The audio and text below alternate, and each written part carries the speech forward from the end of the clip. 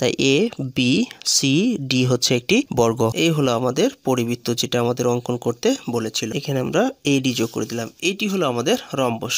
SSC পরীক্ষায় common উপযোগী গণিত সাজেশনের 32 নম্বর ভিডিওতে আজকে আমরা সমাধান করব খ বিভাগ থেকে অধ্যায় 7 ব্যবহারিক জ্যামিতি অর্থাৎ সমপাদ্য থেকে এবারের পরীক্ষার জন্য যে সৃজনশীল জ্যামিতিগুলো সবচেয়ে বেশি গুরুত্বপূর্ণ।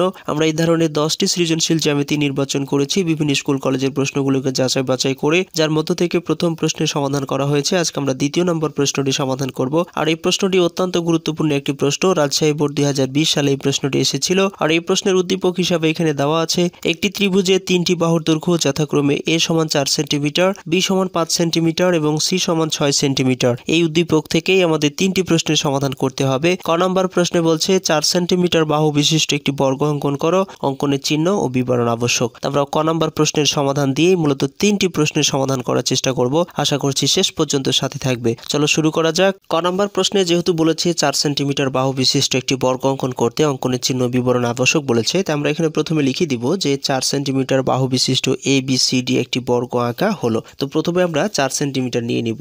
এই 4 সেন্টিমিটার বাহুটা নিয়ে আমাদের বর্গটি অঙ্কন করতে হবে। তো এখানে প্রথমে আমরা যে কোনো একটি রেখা বা রশ্মি আমরা নিয়ে নিব ঠিক এইভাবে। তো আমি এখানে যে কোনো একটি রেখা নিয়ে নিলাম এবং এটার নামকরণ করে দিব বি এবং ই। এবার বি ই রেখাংশ থেকে এই যেখানে আমরা 4 সেন্টিমিটার বাহু নিয়েছিলাম এটার সমান করে বিসি অংশ কেটে নিব। তো আমি এখানে এই বিই রেখাংশ থেকে 4 সেন্টিমিটারের সমান করে বিসি অংশ কেটে নিলাম। এবার বিসি রেখাংশের বি বিন্দুতে লম্ব অঙ্কন করব। তো আমি এখানে লম্বটি অঙ্কন করার জন্য এভাবে একটি বৃত্তচাপ নিব। এটা নির্দিষ্ট পরিমাণ না, তবে একবার নেওয়ার পরে আর পরিবর্তন করা যাবে না। এখন আমি এইটা থেকে আবার উপরের দিকে দুইবার নিব যাতে করে লম্ব হয়। এবার এই পাশে নিলাম, এবার উপরের দিকে এই পাশ থেকে একবার, আবার এই পাশ থেকে আরেকবার এই পাশ থেকে নিলাম। এবার ছেদবিন্দু বরাবর আমরা এখানে রেখাটিকে যোগ করে দেব।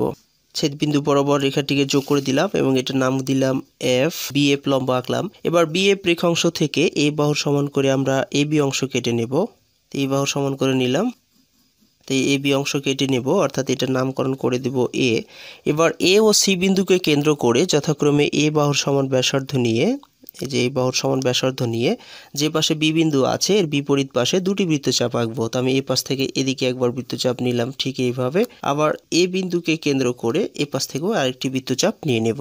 এপাশেও একটি বৃত্তচাপ নিয়ে নিলাম এবং এটা মনে করি পরস্পর ডি বিন্দুতে এসে কি হলো, ছেদ করলো। এখন আমরা এডি এবং সিডি যোগ করে দেব। তো এখানে আমি সিডি যোগ করে দিলাম, এরপরে এডি যোগ করে দেব, এডি যোগ করে দিলাম। এটি হয়ে গেল আমাদের বর্গ। যেহেতু আমাদের 4 সেন্টিমিটার বাহু বিশিষ্ট বর্গ অঙ্কন করতে বলেছিল, তাই এ বি সি ডি হচ্ছে একটি বর্গ।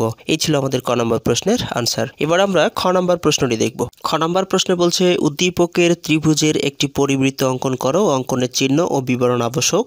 আর উদ্দীপকে আমাদের একটি ত্রিভুজের 3টি বাহুর দৈর্ঘ্য দেওয়া আছে, এ সমান 4, বি সমান 5 এবং সি সমান 6 সেন্টিমিটার। এই 3টি বাহুর দৈর্ঘ্য নিয়ে প্রথমে একটি ত্রিভুজ অঙ্কন করতে হবে এবং সেই ত্রিভুজের পরিবৃত্ত অঙ্কন করতে হবে। তো প্রথমে আমরা এই উদ্দীপকের আলোকে বিশেষ নির্বাচনটি লিখে নিব এবং 3টি বাহু নিব, নিয়ে আমরা ত্রিভুজ অঙ্কন করে পরিবৃত্ত আঁকবো। চলো শুরু করা যাক। প্রশ্নের আলোকে উদ্দীপকের যে তথ্য ছিল সেই তথ্য অনুযায়ী আমরা এখানে বিশেষ নির্বাচনটি লিখে নিয়েছি। বিশেষ নির্বাচন মনে করি একটি ত্রিভুজের 3টি বাহুর দৈর্ঘ্য যথাক্রমে এ সমান 4 সেন্টিমিটার, বি সমান 5 সেন্টিমিটার এবং সি সমান 6 সেন্টিমিটার দেওয়া আছে। ত্রিভুজটির পরিবৃত্ত আঁকতে হবে, অর্থাৎ এমন একটি বৃত্ত আঁকতে হবে যেন ত্রিভুজের 3টি শীর্ষবিন্দু এ বি সি কে স্পর্শ করে বা ছুঁয়ে যায়। তো চলো শুরু করা যাক। প্রথমে আমরা 3টি বাহু নিয়ে নেব। পরিমাণ অনুযায়ী আমাদের বাহুগুলো নিলে চিত্রটি অনেক বড় হবে, তাই আমরা একটি দৈর্ঘ্য নিয়েই আমরা সেটাকে নামকরণ করে নেব। অর্থাৎ আমি এখানে এ বাহু সমান যে 4 সেন্টিমিটার এটা নিলাম। এরপরে বি সমান যেহেতু আমাদের এখানে 5 সেন্টিমিটারের কথা বলা হয়েছে, তাই এটার চাইতে একটু বড় হবে, তাই আমি এটাকে 5 সেন্টিমিটার ধরে নিলাম। আরেকটি আমাদের বলছে 6 সেন্টিমিটার, তো এটার চাইতে আরো একটি বড় হবে, তাই আমি এটাকে 6 সেন্টিমিটার ধরে নিলাম। এখন এটার নাম হচ্ছে এ, এটা হচ্ছে বি আর এটা হচ্ছে সি। এই 3টি বাহুকেই আমরা 4, 5 এবং 6 সেন্টিমিটার ধরে নিলাম। তো যাই হোক, আমরা এখন এই চিত্রটির প্রথমে ত্রিভুজ অঙ্কন করব। প্রথমে আমরা যে কোনো একটি রেখা বা রশ্মি নিয়ে নিব ঠিক এইভাবে। নেওয়ার পরে এটার নামকরণ করে দিব বি এবং ই। এবার বিই রেখাংশ থেকে সি বাহুর সমান করে বিসি অংশ কেটে নেব। তো যে আমি এখানে সি বাহুর সমান করে নিচ্ছি, দেখো তোমরা। তো সি বাহুর সমান করে নেওয়ার পরে বিসি অংশ কেটে নিব। এই যে আমি এখানে বিসি অংশ কেটে নিলাম, এটার নাম দেব সি। এবার বিসি রেখাংশের বি ও সি বিন্দুকে কেন্দ্র করে যথাক্রমে বি ও সি এর সমান ব্যাসার্ধ নিয়ে বিসি এর একই পাশে দুটি বৃত্তচাপ আঁকবো। আমি এটা বি এর সমান করে নিলাম, বি বিন্দুকে কেন্দ্র করে এই পাশে একটি বৃত্তচাপ এভাবে নিব, নেওয়ার পরে আবার এই বাহুর সমান করে নিব। এবার এই বাহুর সমান করে নিয়ে সি বিন্দুকে কেন্দ্র করে এই পাশ থেকে আমরা একটি বৃত্তচাপ নিব। তো মনে করি বৃত্তচাপ দুটি পরস্পর এই বিন্দুতে ছেদ করে। এখন এ বি এবং এসি যোগ করে দেব, এ বি যোগ করে দিলাম, এবার এসি যোগ করে এসি যোগ করে দিলাম। তো এটি একটি ত্রিভুজ হলো। এখন এই ত্রিভুজের আমাদের কি করতে হবে, পরিবৃত্ত আঁকতে হবে। তো পরিবৃত্ত আঁকার সময় ত্রিভুজের যে কোনো দুইটি বাহুকে সমান দুই ভাগে ভাগ করতে হবে। তো আমরা এখন এ বি এবং এসি এই দুইটি বাহুকে সমান দুই ভাগে ভাগ করব। আর সমান দুই ভাগে ভাগ করার জন্য আমরা ঠিক এইভাবে একটু অর্ধেকের চেয়ে বেশি পরিমাণ নিয়ে দুই পাশে কি করব, বৃত্তচাপ আঁকবো, তাহলেই অর্ধেক করা সহজ। পাশে এবার নিলাম, এবার বিপরীত পাশে দিকে নিব। এই পরিমাণটা চেঞ্জ করা যাবে না, ঠিক অপোজিট পাশ থেকে অর্থাৎ বিপরীত পাশ থেকে আবার আমরা এই পাশে বৃত্তচাপগুলো আঁকবো। তাহলে ছেদ বিন্দু বরাবর যদি আমরা রেখাটি নিই তাহলে এই বাহুটি সমান দুই ভাগে ভাগ হয়ে যাবে। এবার ছেদ বিন্দু বরাবর রেখাটিকে যোগ করে দেব। খুব সূক্ষ্ম মাপে করতে হবে, নাহলে চিত্রটি মিলবে না। এখন এইটির আমরা একটা নামকরণ করে দিতে পারি। এটার আমরা নামকরণ করলাম এম, আর এটাকে নামকরণ করছি এন। এবার এসিটাকে আমরা সমান দুই ভাগে ভাগ করব। এসিকে সমান দুই ভাগে ভাগ করার জন্য ঠিক একইভাবে আমরা এই পাশ থেকে একবার বৃত্তচাপ নিব, এই পাশেও একবার নিব, বিপরীত পাশ থেকে এদিকে একবার নেব, আবার এদিকে একবার নেব। এবার ছেদ বিন্দু বরাবর রেখাটিকে আমরা আবার কি করলাম, যোগ করে দিলাম এবং এটার নামকরণ করে দিব পি কিউ। এরা মনে করি পরস্পর ও বিন্দুতে ছেদ করলো, এই ও বিন্দুতে ছেদ করলো। এবার ও এ যোগ করে দেব। এবার ও এ যোগ করে দিলাম। এই ও এ এর সমান ব্যাসার্ধ নিয়ে আমরা একটি বৃত্ত আঁকবো।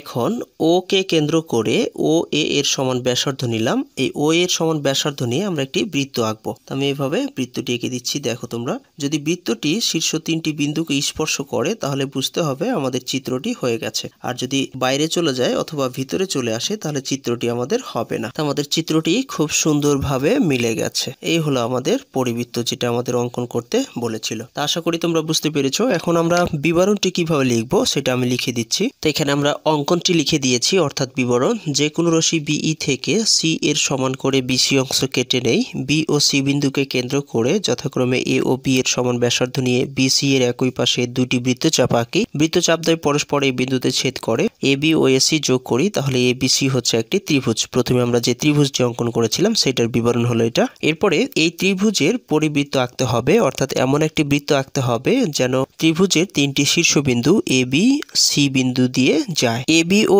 এসি বাহুর লম্ব সমদ্বিখণ্ডক যথাক্রমে এম এন ও পি কিউ আঁকি। আমরা যে দুটি বাহুকে সমান দুই ভাগে ভাগ করেছিলাম এম এন ও পি কিউ। মনে করি এম এন ও পি কিউ রেখা পরস্পর বিন্দুতে ছেদ করে। ও এ যোগ করি, ও এ এর সমান ব্যাসার্ধ নিয়ে একটি বৃত্ত আঁকি। বৃত্তটি এ বি সি বিন্দু দিয়ে যায়, তাহলে এই বৃত্তটি এ বি সি ত্রিভুজের নির্ণয়ে পরিবৃত্ত।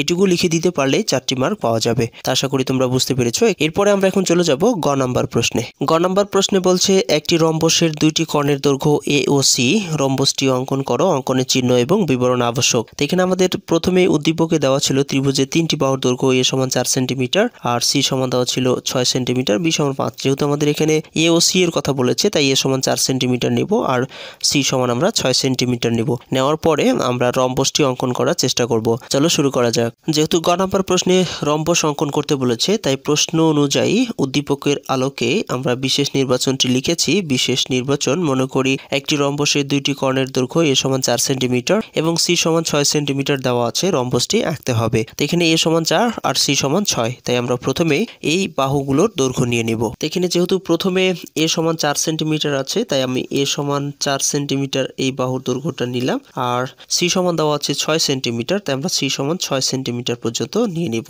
এবার সি সমান আমি এখানে 6 সেন্টিমিটার পর্যন্ত নিয়ে নিলাম। এখন এটাকে আমরা ধরছি এ আর এটাকে ধরে নিলাম সি, যেহেতু আমাদের প্রশ্নে বলা আছে। এখন এই দুটি কর্ণের দৈর্ঘ্য নিয়ে আমরা রম্বসটি অঙ্কন করব। রম্বসটি অঙ্কন করতে আমরা প্রথমে যে কোনো একটি রেখা নিয়ে নিব। ঠিক এইভাবে আমি রেখাটি নিয়ে নিচ্ছি এবং এটার নামকরণ করে দিব বিই। এটা নামকরণ করে দিলাম বিই। এবার বিই রেখাংশ থেকে সি বাহুর সমান করে বিসি অংশ কেটে নেব। সি বাহুর সমান করে নিলাম। সি বাহুর সমান করে নিয়ে আমরা বিডি অংশ কেটে নেব। তো আমি এখানে বিডি অংশ কেটে নিলাম, এটার নাম দিলাম ডি। এবার বিডি রেখাংশের মধ্যবিন্দু নির্ণয় করব আমরা, যেহেতু কর্ণের দৈর্ঘ্য বলেছে তাই মধ্যবিন্দু নির্ণয় করতে হবে। আমি একটি অর্ধেকের একটু বেশি নিয়ে এই পাশে একবার বৃত্তচাপ নিব, আবার এই পাশে একবার বৃত্তচাপ নিব।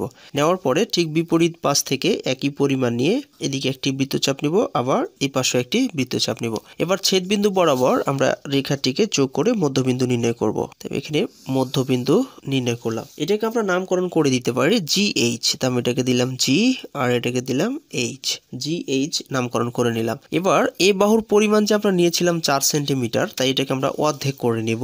আর যেহেতু জোড় সংখ্যা তাই অর্ধেক করতে কোনো সমস্যা নেই, 2 সেন্টিমিটার নিলে আমাদের অর্ধেক হয়ে যাবে, তাই আমি এটাকে 2 সেন্টিমিটার নিলাম। যদি বিজোড় সংখ্যা থাকতো তাহলে আমরা পরিমাণটাকে বৃত্তচাপ নিয়ে সমান 2 ভাগে ভাগ করতাম, তাই এখানে আর তেমন কোনো জটিলতা নেই, তাই আমরা এখানে 2 সেন্টিমিটার নিয়ে নিচ্ছি স্কেল দিয়ে। তো এখন আমরা a/2 অর্থাৎ এই a/2 এর সমান ব্যাসার্ধ নিয়ে, আর এটাকে আমরা মধ্যবিন্দু ও নিতে পারি, ও নিলাম। এবার ও কে কেন্দ্র করে OH থেকে আমরা a/2 এর সমান করে এদিকে একটি পরিমাণ কেটে নিব।